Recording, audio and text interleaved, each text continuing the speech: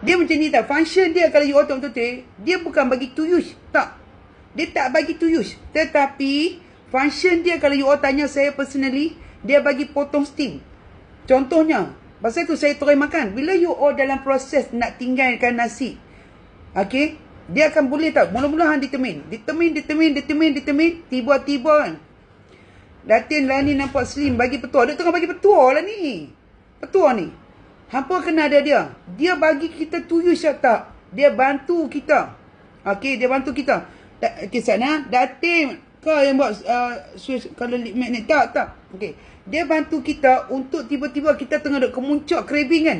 Hampa pernah tak? Hampa punya diet kan. Tiba-tiba hang stop makan.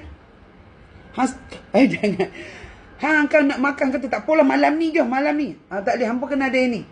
Dia akan buat hampa tengah duk ada kemuncak nak makan tiba-tiba kencut. Siapa tengok live saya semalam kat kedai mamak? Hampa tahu tak masa saya pergi kedai mamak tu saya memang tengah duk lapar ke darah betul lah. Orang tengok saya Datin, kita pun saya dapat dah. Sampai kat kedai tu, saya buka cincong fan. Sebelum saya nak makan cincong fan tu, saya sedut.